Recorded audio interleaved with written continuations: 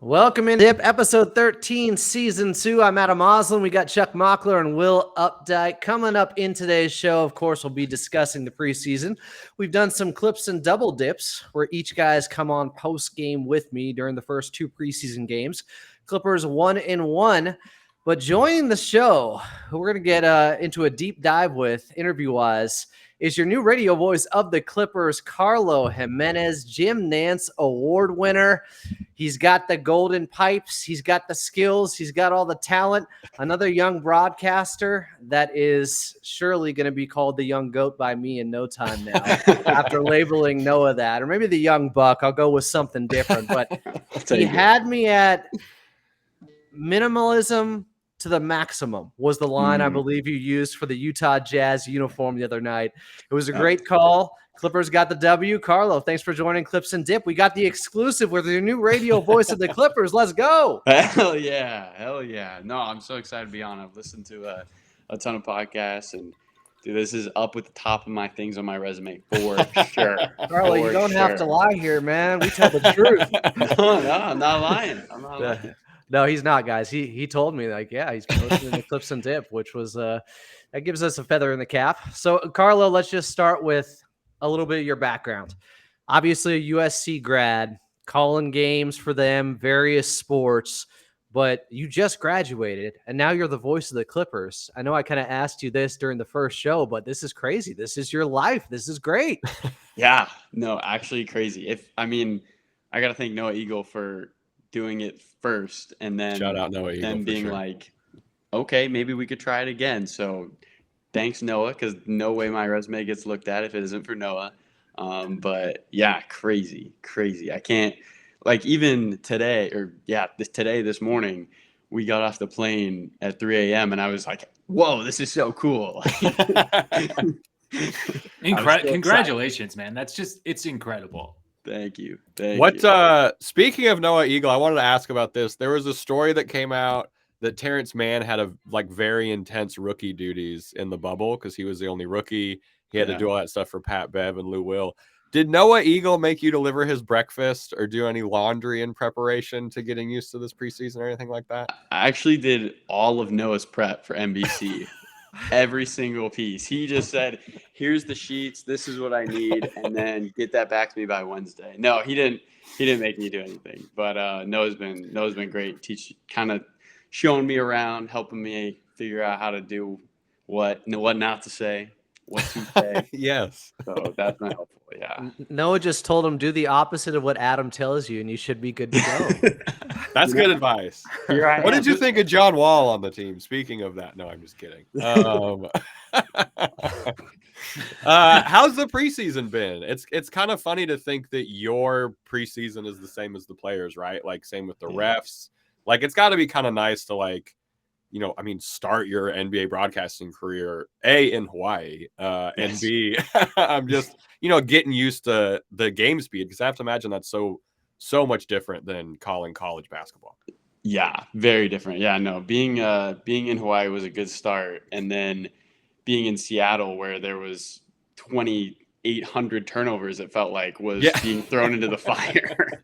I mean, no one could make a shot and no one could pass the ball across the wing. Like, holy smokes. But it was fun. Yeah, it was fun. Definitely getting used to the pace, getting used to off a made bucket, 3 seconds later, someone's shooting a shot. It is very The Clippers are playing faster this season, Carlo, just in time for you. They're going to turn you into an auctioneer by the end of this season. Thank God Bones Highland takes 2 dribbles and is already in the paint before I can even say who missed the shot. But no, it's fun. It's fun. What's been the biggest stylistic difference for you in terms of calling games from, college basketball to now? Yeah, I think that's a good question. In college, I had a little bit of an opportunity to kind of dissect the game. Not that I know much, but I could sort of say, hey, they're going to this guy or they like this matchup. There's none of that time in the NBA. When Adam brings it back, that's about the most we have between me and him to kind of talk about how things are going for the Clippers. Because other than that, you guys have watched these games, they run and they fly up and down the court. So that's been a big adjustment. Straight play-by-play. That's all I got, which is good because I can't analyze basketball much, so I'll take it. What are you looking forward to most throughout this season now with the Clippers? Man, that's a good question. Chuck wrote it. I will say, I know what you're not looking forward to, which is the month of March, where there's 17 Clippers basketball games, Yes, which I still can't believe. But that's going to be not so much fun. Man, just watching NBA basketball. I feel like in college, I didn't get a huge chance to do that because there was always like some sort of games going on. But the opportunity to just like dive into the league, totally entrench myself in what's going on. I mean, what I love already, and I kind of got this when I did summer baseball, is like the world kind of disappears around you when like the season starts, which, you know, has its pros and cons, but I'm kind of excited to totally dive in and just be fully immersed in the NBA. Like that would be so much fun. Who's your favorite former Trojan in the league now, Ooh. outside DeMar DeRozan? Good question. It's got to be my guy, Evan Mobley, because when I was a sophomore, Evan was at USC. It was COVID, so no one was able, or peak pandemic, so no one was able to like watch the games, unfortunately. But man, I mean, a common Evan Mobley college stat line was like 18 points, 12 rebounds, 5 blocks, and 6 assists. And he was like, that's what he does. It's everything. Yeah, everything. What more could you ask? But no, he's definitely my favorite Trojan in the league. I'm glad you didn't say OJ Mayo, who took that sack of cash from Henry Bibby to come play for the Trojans. But I think that's the story. I don't know. I have no idea what you're talking about, Adam. Me neither. Maybe it was Reggie Buzz. I'm getting them confused. Oh yeah, USC, the only school to potentially maybe pay someone to play sports for them. Ahead of their time. NIL now. That's right. Innovation. So give us some of your signature calls. Obviously, I know some of them already, but what are some of your go-tos that Clipper Nation, like when you really, because Brian Seaman would go with hot damn when there was a huge shot made. Noah Eagle would drop all kinds of stuff, bully in the sandbox when there's a physical play in the low post. Where are you going with this season so Clippers fans know, okay, this was a big deal what just happened? Yeah, I only have one right now. I'm sure more will develop, but big threes, I like going with nylon on the name. Yeah, I like it. Yeah, I like it. Nice. 2 syllables. For sure. It's quick, it's short. Yeah. You know, something easy. But I'm glad you asked that question, Adam, because I sometimes wonder, do people know if that's a made three? Like I don't, you know. As in they airballed it and just touched the bottom of the nylon? Yeah, Canadian swish. So yeah, nylon's a big make. Big make. Okay. Yeah. I like that. That's a strong one. Thank you. It's going to be interesting to see how that grows. Like that's another kind of thing that I think is so cool about announcing is you yourself are kind of maneuvering into these catchphrases. Yeah. Or catchphrases makes it. I don't mean it, like that, but like it's not a shtick. It's not a shtick. Yeah. Like, like as you continue to find your voice, which I'm sure you already have developed, but as it continues to grow throughout the season. Definitely. I mean, that's another thing I can't wait for. Just being able to like progress throughout the year and get better. Because right now, even everything's like new. Like even the interviews with Ty Lue I do pregame, I'm stressing about that because I'm like calling the game. So I'm excited for the day that's not, something hanging over my head. But it's been a blast. I couldn't ask for a better learning experience for sure. Ty Lue is a great coach to get one-on-one with too, because he is absolutely hilarious. He is. And sometimes at your expense, he's hilarious. So you just kind of have to roll with it. I'll take it all. Yeah, exactly. Yeah. Carlo, what was your... Oh, sorry. No, go ahead. I got there the first week and the coaching staff was telling me they thought that I was someone's kid on the team trip. Yeah, that sounds about right. Yeah. Is that Zoo's son? He's going to get even taller? That's crazy. Wait, have you seen, this is a hard pivot. Have you seen Zoo's little brother yet? No. He's not very little. Zoo has the biggest family in the world. Anyway, just look out for that. It's very funny. He's got his own Jokic brothers. Yes, and his mom is very tall too. His mom is like it's a very large family that they have. Happy for them. Are you taller than Noah Eagle? Can you disclose? I am. Wow. Wow. Seems like the Clippers are in good hands. Tall Speaking man of- off the bat. Catching that stray, man. That's brutal for Noah. Nice setup by Will, because actually Noah Eagle has the link, and our surprise guest is coming on right now. Seriously? No Oh, like, way. man, that'd be rad as hell. You son of a we can't Carlo. joke about something that sweet. Carlo, what was your perception of the Clippers and the organization coming in? Full disclosure, Carlo did not grow up a Laker fan. We're in good hands there. NorCal guy, so he hasn't been a long-suffering Dodger fan either. Good hands there, like me, who's definitely not wearing an Arizona Diamondbacks hat right now.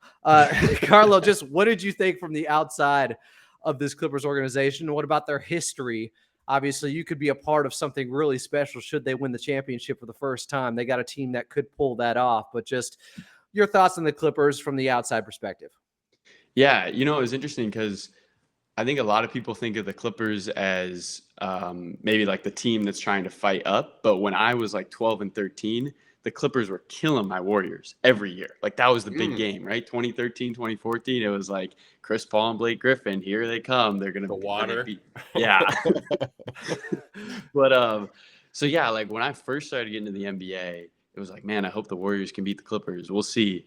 And then when I got to LA, I think I kind of identified with the Clippers because as someone who like got into broadcasting, but maybe didn't necessarily go to like a broadcasting school, I felt like I was always in a way trying to like prove myself a little bit, show that I, maybe because I didn't have the brand name broadcasting program, I could still do this. And I identified with the Clippers and like that brand. I feel like they represent people who are trying to like chase their dreams and make it.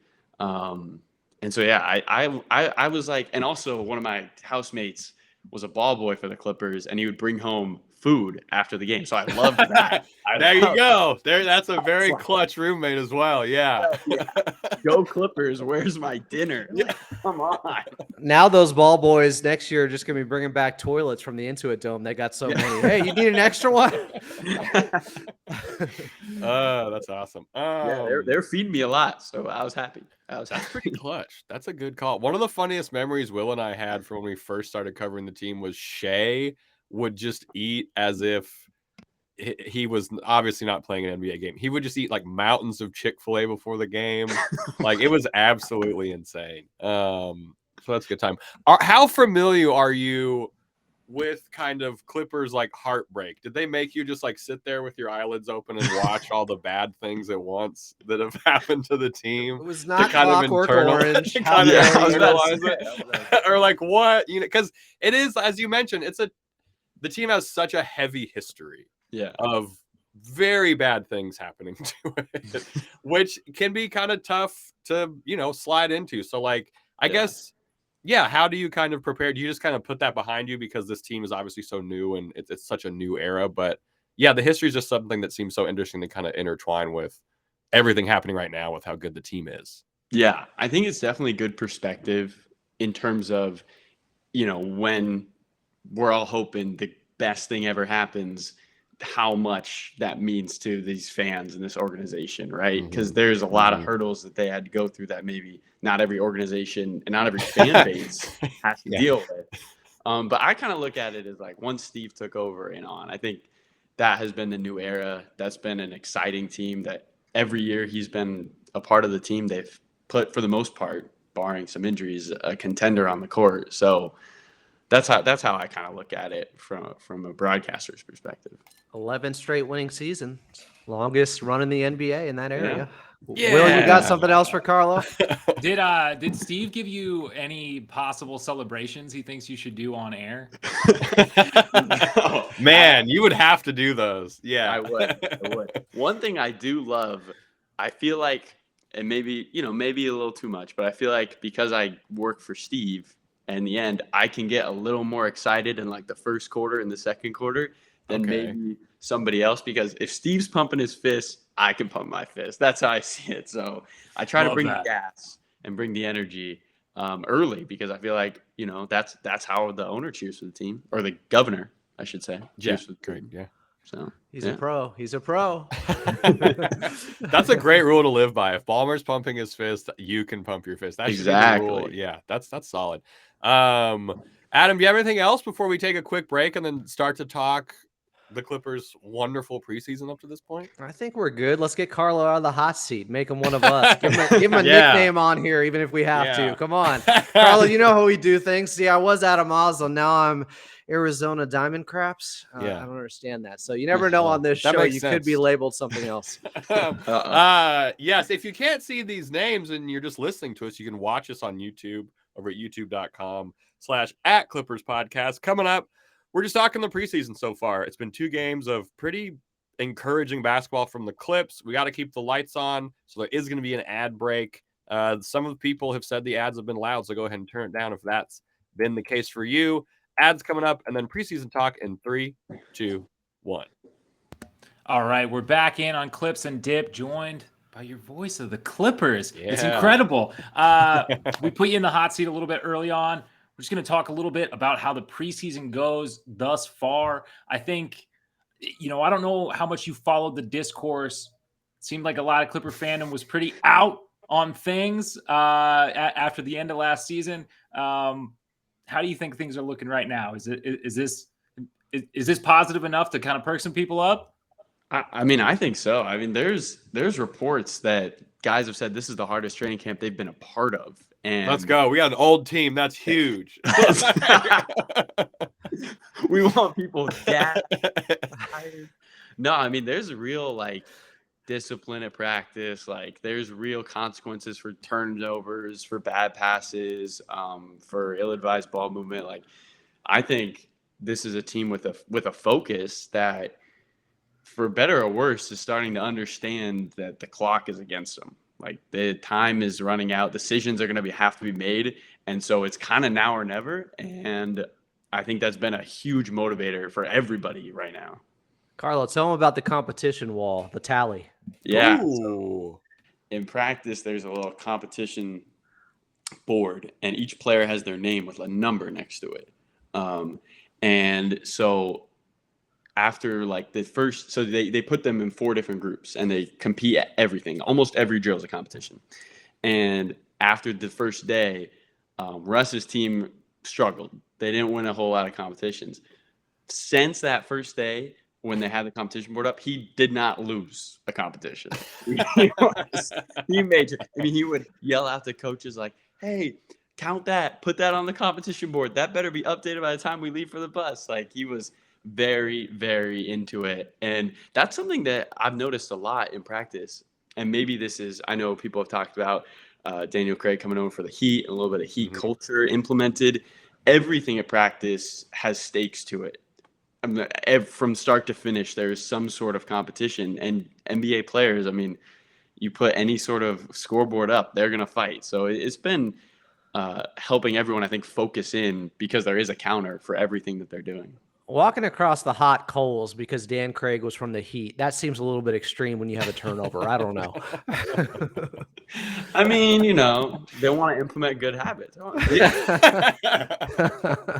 Learned behaviors, it makes a lot of sense. I love that competition wall thing. That is fantastic to hear about. It seems like a lot of the players and Ty Lue have the way that they talk about last year and some of the practices has been very interesting in the media, I guess, because they're all just kind of wait, Will, you don't like the comp board? He's just I'm not winning right now. I'm not team. I'm not team Russ. Apparently, you're not on team Russ's. I'm ranking pretty low right now. he's Russ's number 0. Damn! Don't make fun of the Diamond Craps. No, I love this, not seriousness, because that feels like such a heavy word to use for it, because I'm sure they took practice seriously last year, but this level of competition that you've mentioned is really encouraging. And this preseason basketball, as you mentioned, the last game, not the sharpest, no one was exactly operating at 100% efficiency, but defense looks sharp. Sure, the running is there, the active voice is there from all the guys. It's nice to see the Clippers doing the little things in preseason, Yeah, Paul George said it. The small things. Yes, I would say that, actually. Commiserating. Carlo, more insight from practice. Give us more. I was just saying, Paul George said they played like they practiced, and I would say that is an accurate statement. Okay. It's translating. You could see it in the first 2 games. I thought those 2 games, granted it's preseason, there was more continuity game to game with their defensive approach than maybe we saw all of last season in 2 consecutive ball games. We just didn't have a lot. They weren't long winning streaks. I think it was 5. That was the longest they had all of last year. Yeah. They had longer losing streaks, actually. Mm-hmm. And it looks like they're building that identity finally. This is what Clippers fans have been asking for. Who are they as a team? Last season, we talked about how concerning it was that there wasn't an identity. They started off the season hot defensively. Then the defense waned. The offense was better, but the defense fell off a cliff. Who were they? So it seems like they're building and doing those steps that Kawhi Leonard was talking about in training camp as well. They also, I mean, the Clippers are kind of in an interesting spot where there is still some flux on what could be the starting lineup, right? Like 4 guys are essentially secure. But have you seen a development through that, through practice or the preseason? Like, does that seem like something that's getting pretty ironed out to you? I don't know. I think Coach Lou's going to give them all a chance in preseason. That's what it looks like from the outside, right? Terrence Mann gets the start. Robert Covington gets to start. I wouldn't be surprised that this is just random guess. Like I'm not pulling conjecture from practice, but if Batum gets the start as well, because those are 3 guys he mentioned on media day that are in the rotation that could start at that 4 position. So I would not be surprised if he just says, all right, each year you're going to get a start. Let's see how it goes. And maybe that's how we play things out. And I think Robert Covington made a hell of a case yesterday. Yeah, Rocco was fantastic. It's funny. I'm really excited to see. We haven't seen Russ, Kawhi, PG, and Rocco together on the floor, just by way of people who've been out and things like that. So if Rocco doesn't start next game, it will be interesting to see those minutes together. And it's also Kawhi and PG's minutes went up from game 1 to game 2. I think they went from like 14 to like 19 each for game 1 to game 2. And Ty Lue's talked about ramping them up. So I love this idea that we're going to see hopefully more Kawhi and PG, not a crazy amount more, but then we can also cycle in all these other guys with Russ specifically because he's the starting point guard. So to me, those 3 and the power forward is almost just as important as those 2 in the power forward. Yeah. What do you make of the 3-point shooting so far? I don't know, Adam. What do you think? I can't. Not a lot of nylon, Carlo. Some Canadian switches, but not a lot of nylon. Like it's the same team that shot very well the last few years. They'll get there. It's preseason. They shot it a ton. I mean, Kawhi took 10 first-half threes. Bro, 10 threes last night. They almost shot as many threes in the first half as they did the entire first game yesterday. That's so funny. Yeah. Which was crazy.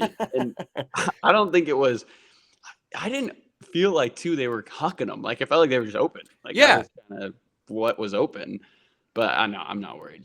I don't think Bones – don't quote me, but Bones Highland going 0 for 6, I doubt is a common occurrence. You're quoted. That's instantly quoted. Carlo, you had a great call on the dribble penetration from Russ, and this clip has been going around where he attacked the paint. The defense collapsed on him. He kicks it out to Paul George, who's open. He makes the extra pass to Kawhi at the top of the arc, who's wide open for a 3-pointer and knocks it down. It was just strange seeing both those stars being wide open like that on a play. Yeah, I think that's what Russ gives you, too. I mean, if he attacks the rim, the defense comes in, and to me, that is perfect basketball in terms of how Russell Westbrook fits into this team, right? He forces you to protect the rim, and that's going to open up shooters on the outside. Yeah, it's been 1 game of Russ. Will, what do you think? I mean, he's only taken 1 shot, 5 boards, 3 assists, 2 steals, 3 turnovers. The last 2 games for him seem pretty crucial in that ramp-up period, I think. Yeah, I mean, I've liked the intensity and everything so far. I mean, it's kind of all the same talking points we hear about with Russ, right? Like he's setting the intensity. He's kind of the leader. None of these things worry me. I guess I wouldn't say I was super surprised. The one thing that did stick out to me was, again, on the defensive end, he was like giving some hard fouls. He was really competing. A lot on of that. fouls early. Well, I mean, it's just in a preseason game. I feel like you kind of, you normally just kind of let it go or whatever. So The talking points still ring true, and I'm not saying that like as a negative or anything. But nothing about this concerns me. I would say it's just kind of reaffirming of what we expect from Russ sort of so far, right? I was still surprised, Carlo. I don't remember if we talked about this yet, but that quote that came out from Kawhi Leonard talking about his relationship with Russ. Actually, Will, we talked about it a little bit post game, but I didn't know that he and Russ had a connection going back years now, just growing up in Southern California. And Kawhi talked about the good vibes that he brings to the team. Just speak to some of that leadership, what you have seen, because it looks like in some of these drills where guys are smiling and going crazy and getting by pads like it's American Gladiators running through screens, Russ is often leading some of those chants and cheering guys on. Yeah, I mean, he's the high energy guy, often the first guy in the gym, always encouraging his teammates. And I think always a guy who's going to try to push your buttons a little bit, right? He wants to see if other guys can go. You see that in the preseason games even. I mean, he's playing hard against everyone. No easy layups, like you mentioned, grabbing onto arms. Yeah, I think what I took away, Adam, which was really interesting, is Kawhi talked about knowing Russ when he was at UCLA. And I almost wanted to ask, like, did Kawhi do a visit to UCLA and was Russ like there? Because oftentimes, they pair him with a player and then they like spend the week or a couple days with that player. So hopefully maybe another time I can get that question in. But I thought that was really interesting that he mentioned his UCLA days and knowing Russ then.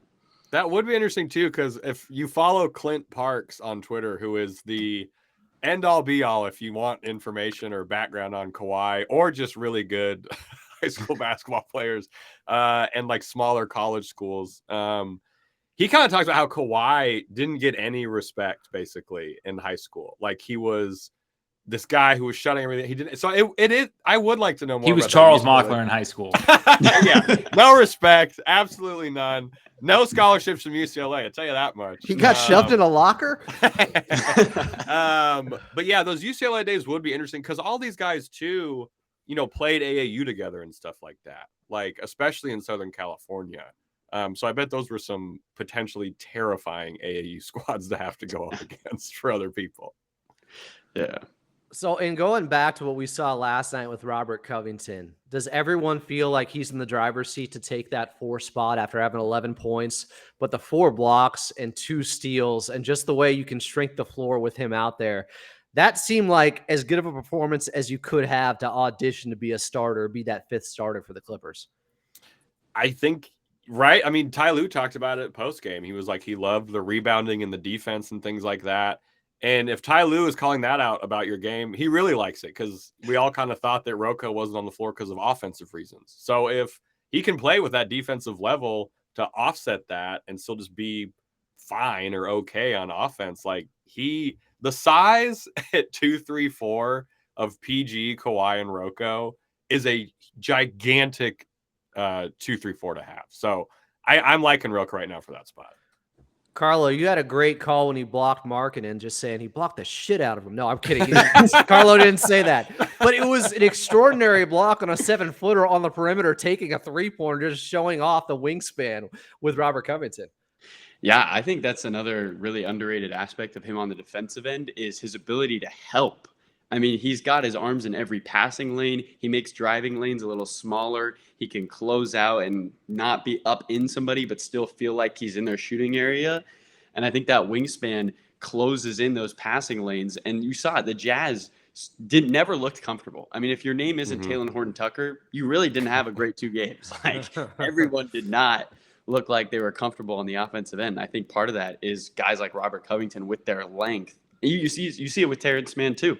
Same sort of deal. His ability to be in every passing lane is huge. Honestly, seeing them punch the same team in the mouth in back-to-back games in the preseason, that is kind of impressive because Utah came out in that second game saying we're going to be more physical tonight because there are guys on both sides trying to earn jobs, especially with the Utah Jazz. Things are a little more clear with the picture of the Clippers and who's going to be starting. You talked about the Jazz point guard situation and who it could be, but I'm sure they were ramped up for that ball game, and it still didn't matter. The Clippers' defense was elite when their stars and the majority of the role players and guys we'll see in the regular season were out there. Will, where are you at on Rocco or Mann for that extra spot? I'm all in on Rocco. I think that it should remain sort of malleable as to, not on a game to game, but I'm saying if it isn't working for a stretch, Yeah. I'm open to a change. Mhm. I really like that second unit with Bones, Terrence, and Martin. Like I really liked those Yeah. three plus Yeah. Batum and then Plumlee, or if you want to add another guard and kind of shift it down, just depending on how you want to manage the rotations. I'm really excited to have like a trio of young. I know Terrence Mann isn't that young, but youngish guys who Clippers can young. who can get some run, who can get some burn, who can speed things up. And Adam and I talked about it a little bit yesterday, but like just attacking with different tempos, just bringing sort of different things to the game. And each one of those guys has their own strengths in doing that, whether receiving lobs or with the ball in their hand or any way on the court. It feels like right now they're unlocking a part of their offense they really haven't even explored yet with getting easier buckets in transition. That's not something this Clippers team has been very good at over the years, hence the emphasis now. But if they can actually really improve in that area, it just adds an extra element to how they can beat you. If you have more ways to beat the opposition, that's always a good thing. Well, and I would say that's always been the question, right? Like the last Clippers great playoff run, they had the best half court offense. We know when things slow down and they grind out that we have the guys to do that sort of thing. The question is like, can you take some of the pressure off yourself by being able to get easy buckets in transition, speed things up, so you don't have to grind out every possession for 82 games, because that is like a different that's an entirely different ask than doing it in the playoffs. Carlo, I think with a funny thing. Oh, go ahead, Adam. Go ahead, Jack. It's all you. All right. I was going to say, one of the things we've noticed in the preseason is Zoo being the benefit of this like faster offense. If Zoo gets the seal on the guy, we've seen Paul George do it. We've seen Bones do it. It's immediately, it's going so fast straight to Zoo. Hopefully his hands will be good for it. But like, that's a small wrinkle, Adam, that I think you pointed out of like this unlocking thing where it's like, oh, Zoo's got the seal. Why not? It's 75% of the time it's going to go in. So let's get those points. Let's get them back on their heels. Zoo's athletic, and it sounds like the back spasm thing is nothing serious. He could be back for their very next game. But if he beats his man down the court, look for him. If he's going to put out that effort, feed the big man. What was the old line from Shaq?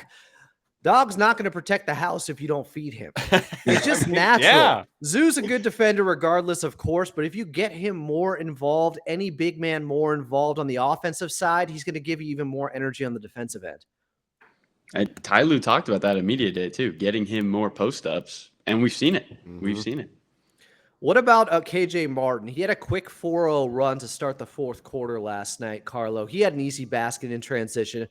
But so far, he has been a little bit lost in the shuffle. We haven't seen him pop or have a double-digit game or anything like that in the preseason. But just how do you see him fitting in with this squad, considering they still do have a lot of guys at that position currently, at least? Yeah, I think they in my personal opinion, I feel like he's a guy who it's going to take a little bit to get used to this offense, because he's the only guy really on this team who wasn't in it for some portion of last year. Yeah. And the Clippers have said that in media that it's going to take a little bit for KJ to find his rhythm, to find his place, but they're excited when that does happen. And I think the little flashes we've seen, there seems to be a role for him in that second unit where he can make an impact off the bench. I'm excited when he does eventually get that going, because I think he can be, one, an elite defender, but two, if he can shoot that three ball consistently, with his athleticism to the rim, that is a tough guard on the defensive end. Especially for these second units, like Will talked about. Like our second unit is just going to be running guys off the court this year. Anything else preseason wise before we get out of here and let the fans bask in this weirdly like 1 week until the next Clippers preseason game? Carlo, you got info on the City Edition jerseys yet? Oh, do we know what those are? I have no idea. All right. I have no idea. I mean, yeah, it's a good ask. Yeah, did you see the leak of the shorts that has like, it's like the LA logo and then there's two basketballs are the negative space of the A? I don't know. No. It seems a little Will with the name again. If you want to see these names and what we're laughing at, go to Clipper or youtube.com/@ClippersPodcast. I have leaked shorts. We gotta ask a Leaked question shorts that's is been a big topic of discussion on this podcast.